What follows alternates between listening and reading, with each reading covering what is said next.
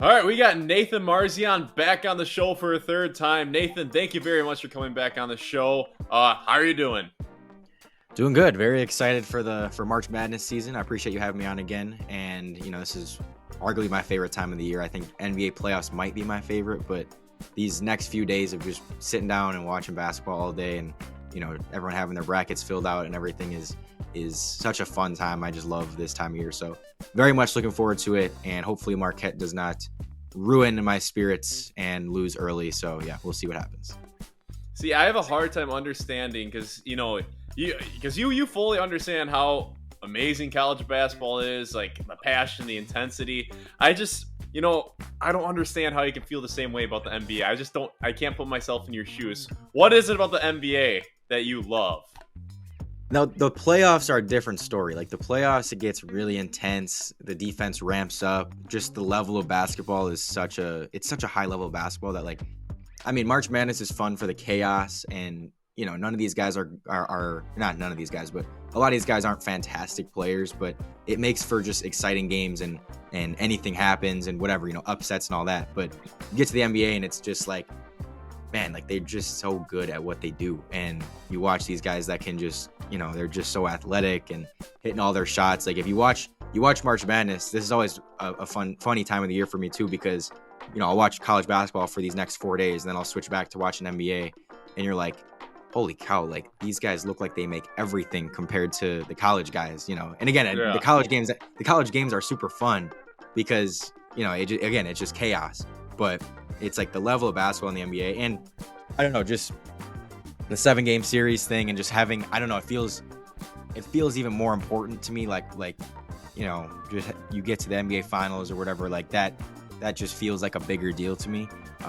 Obviously March Madness is super fun though. Again, it's much more unpredictable. It's much more just crazy, which makes it fun. But there's just something about NBA basketball in the playoffs that it's just the highest level of basketball there is, and it's just very fun to watch.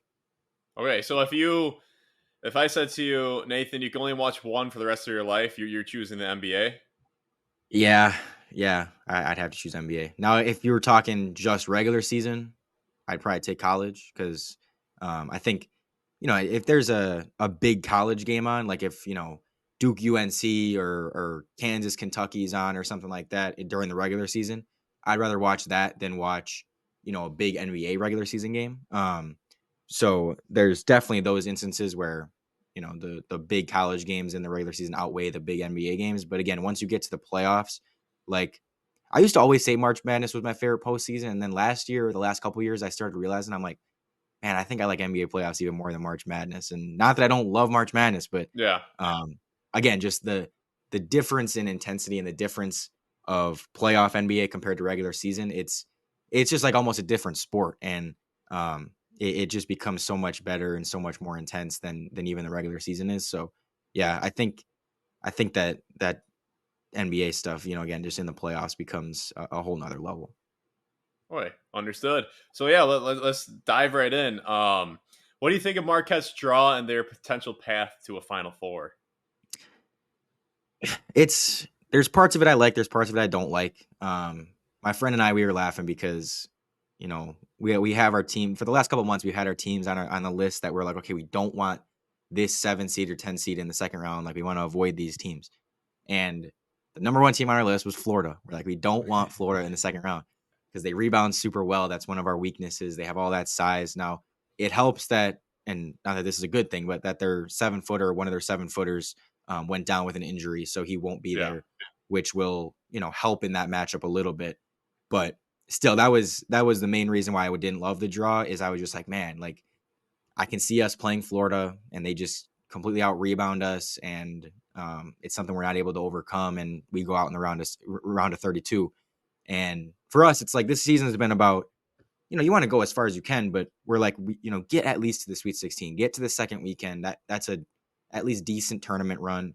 If you're back to back 2 seeds, or 2 seed back to back years, and you don't make it out of the first weekend either time, like that's a disappointment. So last year it was like, okay, you got a little bit of a tough draw in Michigan State in the second round, and maybe that team just wasn't ready yet, that Marquette team. But now this year was about like, okay, get over that hump. make a little bit of a legitimate run.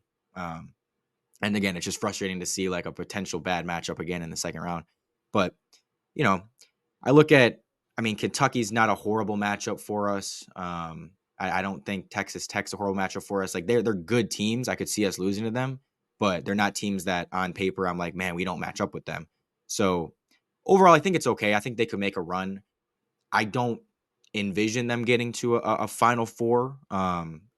They absolutely could. I mean, their ceiling is Final Four and is that level. But I think as the season's gone on, like at the beginning of the year, I was like, this team. I mean, I probably was saying this when we did the podcast for the Marquette Wisconsin game, where I was like, this team is a championship contender. Like they are one of the 5 or 6 teams that legitimately could win it all. And as the season's gone on, definitely have cooled off on that a little bit. Like I still think they're a Final Four contender, but it's become more of, they Kolek cooled off for a little bit now. Then he got going, but now he got hurt again. They had an injury to Sean Jones, which hurt their depth a little bit. They just lost a little bit of their consistency, and some of their weaknesses have kind of shown where it's like, man, they have a couple flaws that kind of keep you from being super into them. And so, yeah, it's definitely cooled off a little bit from where it was, after they beat Purdue and beat Kansas, or hung with Purdue and beat Kansas in the Maui. It's cooled off, but I still think they're a very good team. They're capable of a Final Four. But if I'm putting money down, or if I'm predicting where they go, I would say probably Sweet 16 or Elite 8. Okay. Yeah, well, a few of these teams, they got to get past their first round matchup, so let's not look ahead. 15-2 upsets, they've happened in recent years. Yeah. And, you say Kentucky and Oakland, that's actually a matchup where I think Oakland can shock the world. I'm a little biased, just had a player, Golke from Oakland on the show. He's a Wisconsin kid. But I look at Oakland, I think they could potentially upset Kentucky. And I'm not saying Western Kentucky is going to beat Marquette, but, you got to get through each game because nowadays there's so much talent across college basketball with the portal and stuff. Because you look at Western Kentucky, and they have 2 former top 100 players on their team that played at Kentucky and Indiana, respectively. Don McHenry, I believe he went to junior college, but he's a Milwaukee kid, leading scorer. Brandon Newman for them, 6'5" 2-guard. He played at Purdue. And he started some games. He had a role on some really good Purdue teams. And then they have 6'10" big man Rodney Howard, who started for Georgia Tech. So this is a talented 15 seed. And it wasn't like 15 seeds 15 years ago were like bringing this kind of talent to the table. So what have you seen about Western Kentucky, and what are your thoughts heading into that matchup? Yeah, it's definitely interesting, and seeing a 15 seed that is number 1 in tempo, in fastest tempo in the country, is a little daunting, because you just know teams like that can force upsets. It's a little bit easier for, when they're running, and when they're, if you all of a sudden are turning the ball over a little bit, they're getting out in transition, stuff like that. And they're pretty good at forcing turnovers. So that definitely opened my eyes a little bit, clicking on their KenPom and being like, they're the number 1 fastest team in the nation tempo wise. But I do think there are a couple things that make me still think, okay, Marquette should be able to handle business here. And the main one being Marquette's defense thrives on turnovers. That is, they're not fantastic at like forcing misses. They're not, I think they're, 100 and like 17th or 120th in 2-point percentage allowed, 122nd in 2-point percentage allowed, and 156th in 3-point percentage allowed. So neither of those are great, but they're a top 20 team in forcing turnovers. And Western Kentucky they've struggled to turn the ball over a little bit. They are a top 100 team in most turnovers in the country. So 33rd I think Marquette, worst. Yeah, 33rd worst. So I think Marquette should be able to turn them over, and their defense should be able to thrive in that sense. Teams that worry me are the ones that are able to take care of the ball, because I wonder, like, is their defense going to be good enough to get enough stops, genuine stops, and forcing misses? But again, Marquette's been a team that thrives on deflections. They count the deflections every game. They try to hit 32 deflections every game. And that's really a point of emphasis, is like, wreak some havoc, make your defensive presence felt, force some turnovers. And to draw a team that, struggles taking care of the ball is a good first round matchup for me. And um, so and they don't shoot a ton of threes either. They're one of the lower teams in 3-point attempt rate. So that's another thing where Marquette's opponents have shot a lot of threes, or they've been a little bit susceptible to the three defensively. So I'm not super worried about this team lighting them up from beyond the arc. Yeah. And so yeah, I mean, there's those couple things. I'm like, okay, I think Marquette should be able to win this game. Now it could get close. Obviously, as you said, there's talent all over the place, and these teams can, they could be up at half, and they could make this a very interesting game. But I do think Marquette should have enough to get by Western Kentucky, fairly easily in the end, and especially now having Kolek back, and ideally it sounds like he's going to come back, but having our floor general out there should definitely help. Yeah.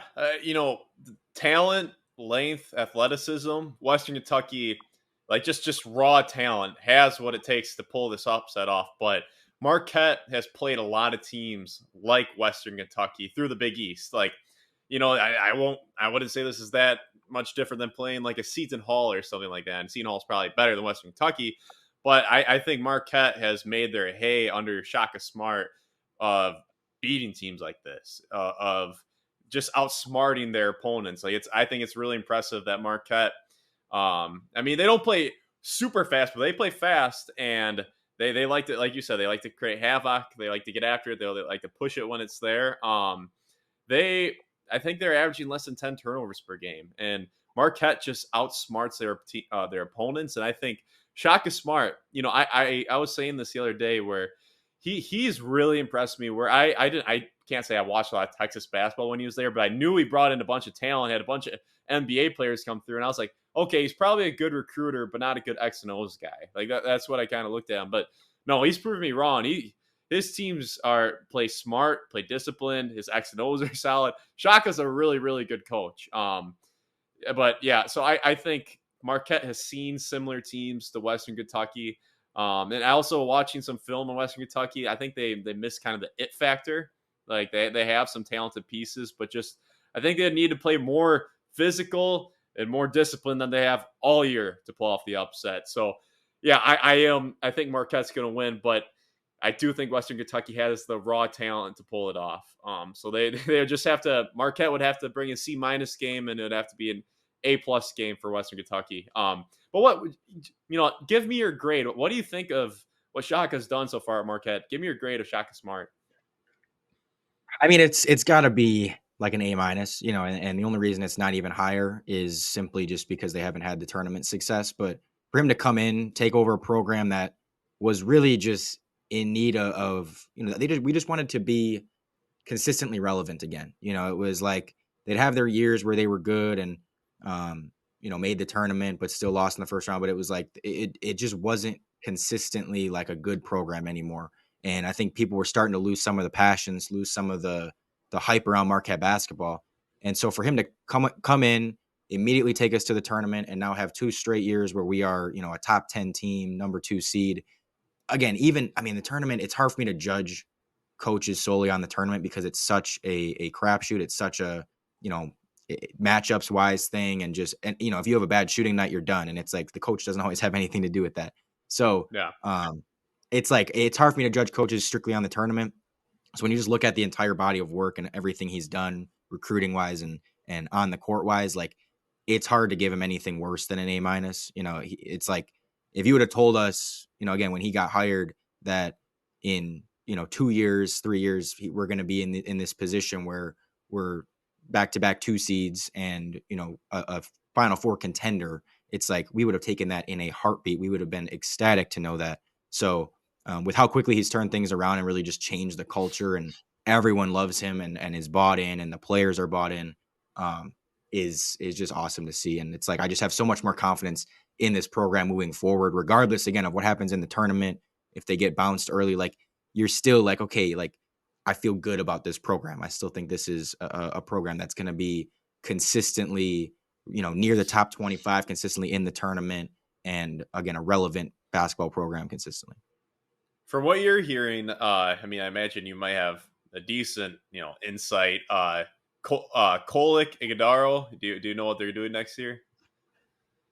I think Oso's gone. That would be my guess. And Kolek, I'm kind of 50-50 on.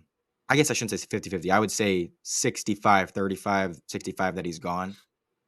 There's just part of me that gets some sense that Kolek might want to come back. And it's interesting because you're like wondering, okay, if they if a team if they get bounced early, let's say, if they lose first or second Yeah. round, does that make a player say, "All right, I want to leave, like this that sucked. I want to get out of here," or does it make them say, "Man, like I don't want to go out like that. I want to come back." So it's like you're kind of like, "Man, does the tournament change how he feels and would it be better to go far or to actually lose early if we're talking about just him coming back?" Because again, maybe you go far and the guy's like, "Okay, I made my run. I made my Final Four run. Yeah. I'm out." Um, or he could say, "Hey, we just made the Final Four, and I want to try to do that again. I want to try to get to the championship," and he wants to stay. Like you don't really know. It kind of depends on the player, but I think that Oso's a little bit more NBA ready, and I think he'll be in my eyes he'll be a higher pick, and I think he'll go. Kolek might look at that and say, I won't be the same exactly without Oso. It's been a huge part of his success at Marquette has been having him as a pick and roll combination. So that might lead him to go as well, but we'll see. I just think Kolek has at least a decent chance of maybe coming back. Okay. Interesting. Do you have an X factor in mind for Marquette making a deep run into the tournament? Some guy who has to show up. My X factor is Tyler Kolek. When you look at the wins, I know it's like that's the best player on the team, but when you look at in their wins and in their losses, how he's played, he usually is a big reason why they lose, and he's usually a big reason why they win. In the wins, he's averaging 16 points, 8 assists, 53% from the field, 46% from three. And in the losses, those numbers drop to 11 points, 5 assists, 33% from the field, 24% from three. When they lose, he plays bad usually. Oh Like it's wow. usually it's usually noticeable. That's You pretty know, bad. we'll watch games and it's like within the first 10 minutes you can kind of see, oh, Kolek does not have it today, and usually it spells trouble. And we saw that in Yeah. the tournament last year. We played Michigan State last year.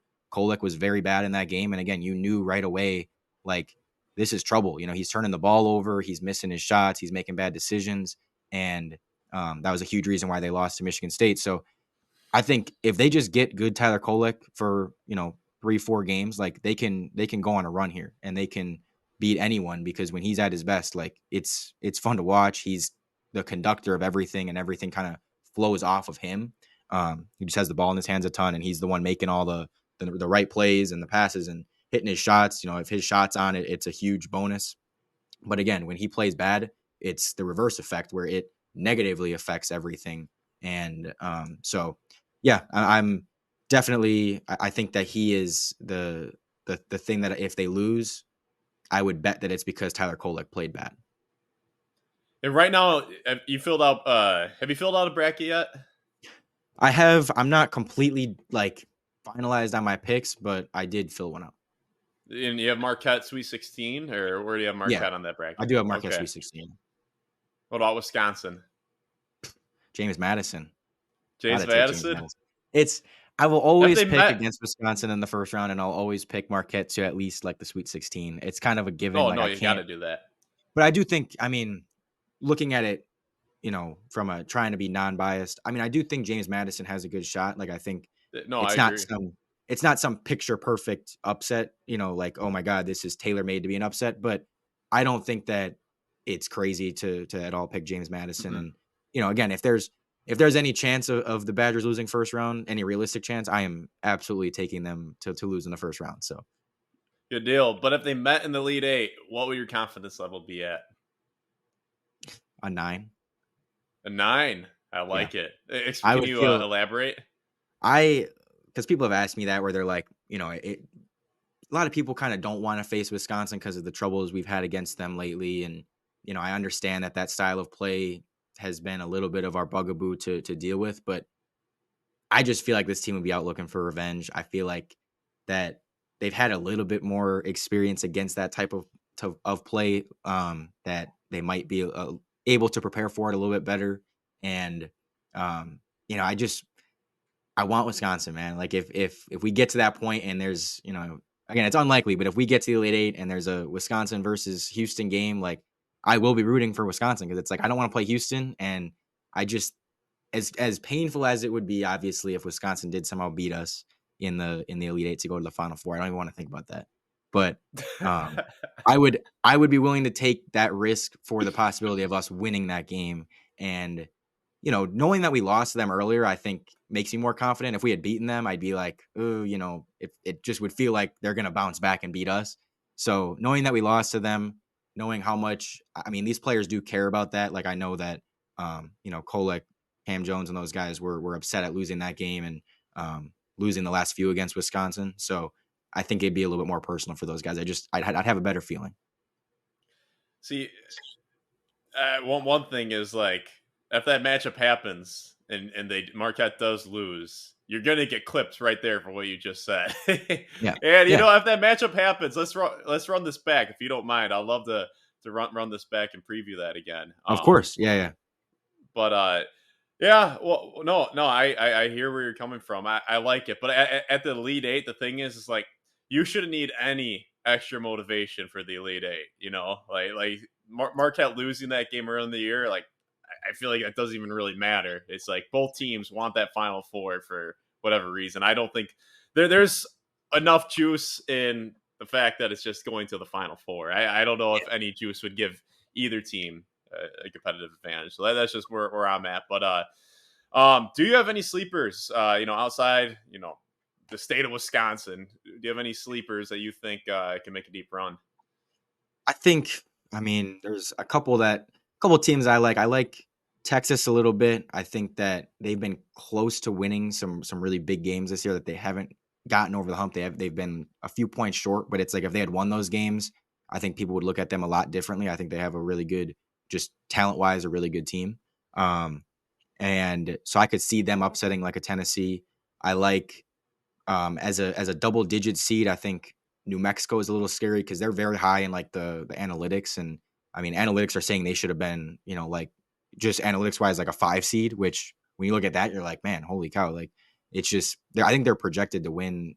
They're favored to win their first round matchup, which kind of shows you how much the analytics like them. So they're a little bit of a sleeper for me, and they're in our region, but I think and they're not. They're not necessarily a total sleeper, but for going deep in the Wisconsin. tournament, no. For going deep in the tournament, I think Kentucky is up there with their offense, and again, the talent that they have on that team. I'm not saying that it's not like nobody's picking them, but I think some people might focus on a little bit their defense and look at that and say, they're going to lose earlier because they don't have the balance always. I think people like to look at having a balanced offense and defense, but man, sometimes having an elite offense just wins out, and having that talent wins out. And so I could see them making a pretty big run.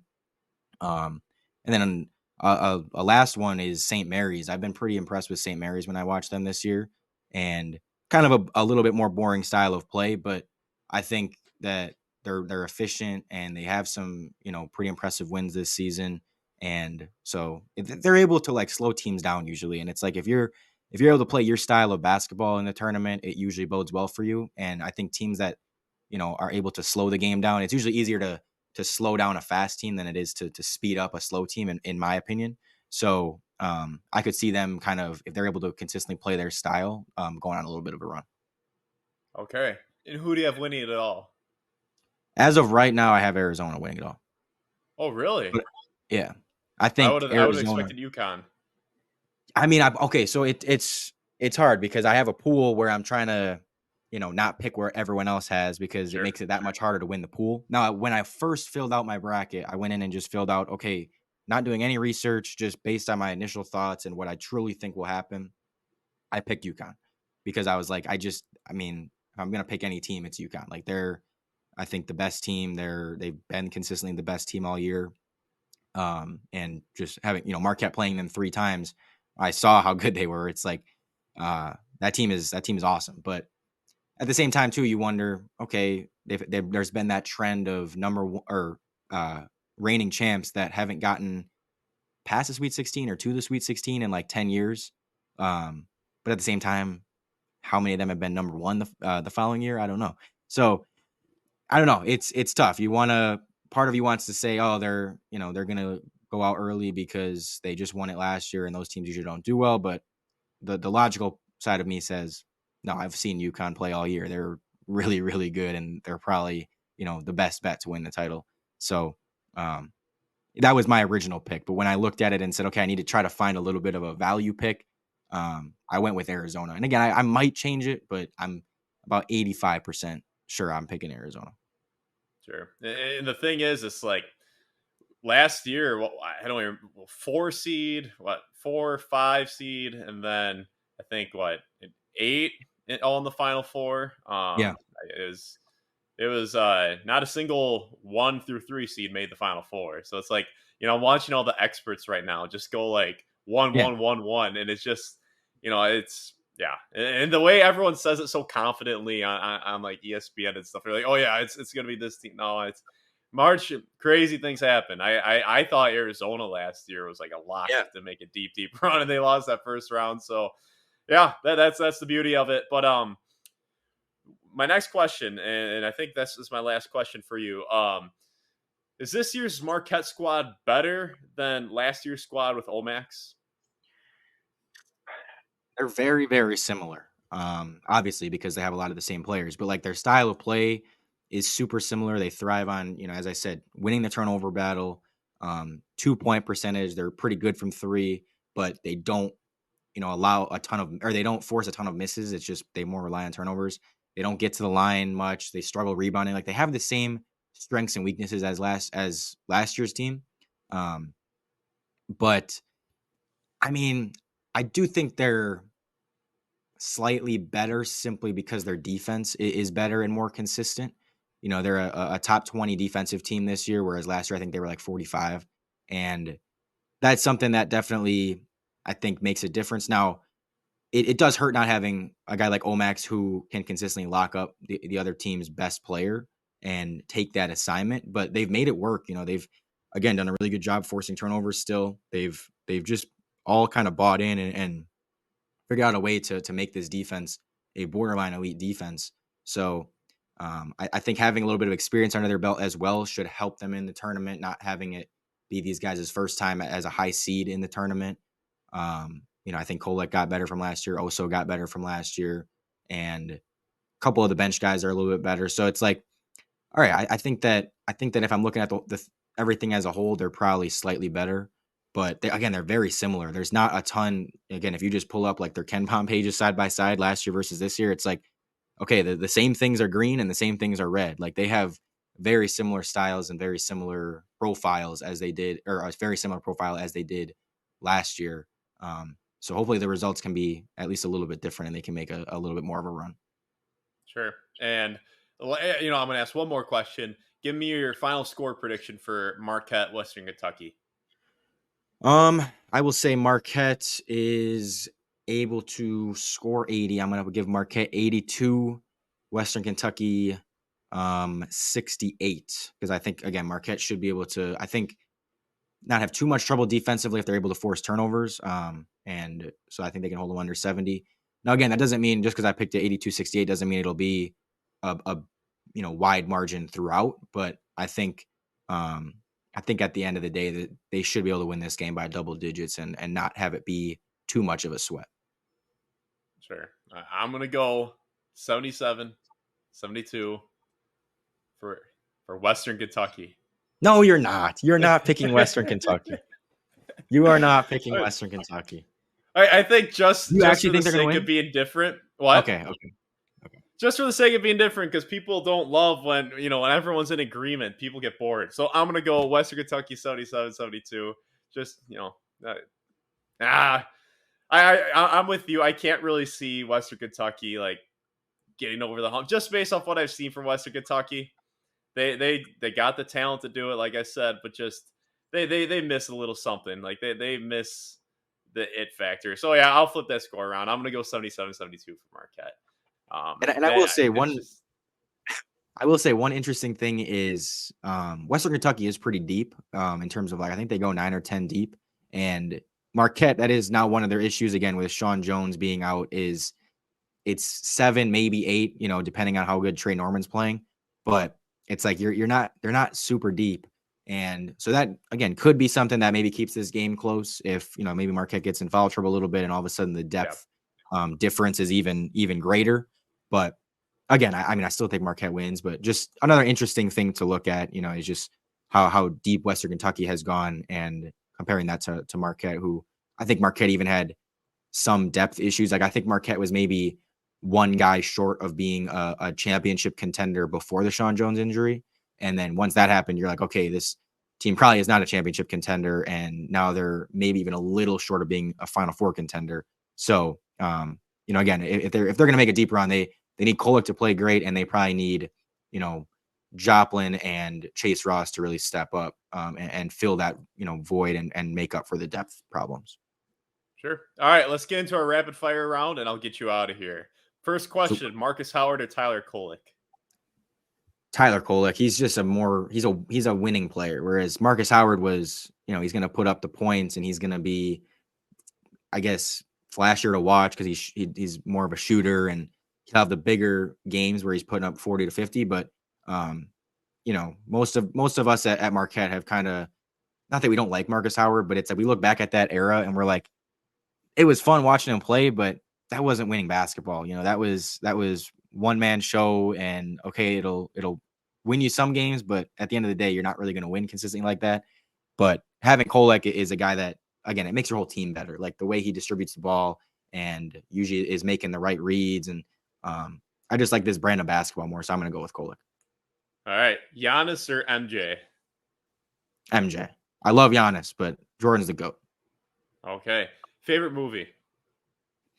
Favorite movie? I would have to say either Wedding Crashers or Superbad. Favorite musical artist? Katy Perry. I love Katy Perry. Okay, good deal. Favorite food? Favorite food? Raising Cane's chicken. Okay. Dogs or cats? Dogs. Favorite holiday? Christmas. I know it's basic, but I'll go with Christmas. All right. What's the better state, Wisconsin or Illinois? Wisconsin. I know I'm a Cubs guy and understand, but I'm still Wisconsin over Illinois. Good deal. Favorite Marquette basketball memory? The second round game against Butler is kind of random, but the second round game against Butler in 2013. Okay. Yeah, with Vanderblue against Rodney Clark, I think his name was, and super good matchup, and it was back and forth, and they won that game and ended up going to the Elite Eight. So that was my favorite. All right, and last question: most underrated Marquette player of all time? Dominic James. Okay. Yeah, no, he was a bucket, especially early on in his career. He was really good. Yeah, he was. I mean, I was very young, so maybe he might not even be underrated by Marquette fans and by people in general. But yeah. Because I don't know what exactly it was like back then all the time, but I know he was my original kind of favorite player, and and I just loved him as our point guard and those first days of being a Marquette fan and growing up watching him play. So he's always had a special place in my heart for being again my original favorite Marquette guy. Sure. And I just feel like he doesn't get a ton of love. It's like all these NBA guys get all the love that go on to be good in the pros and everything, but it's like I just always have a special place for Dominic James. Good deal. All right, that is Nathan Marzion. Nathan, thank you so much for your time, and best of luck, with your bracket, and I look forward to staying connected along the way. Yeah, you too, man. Appreciate it.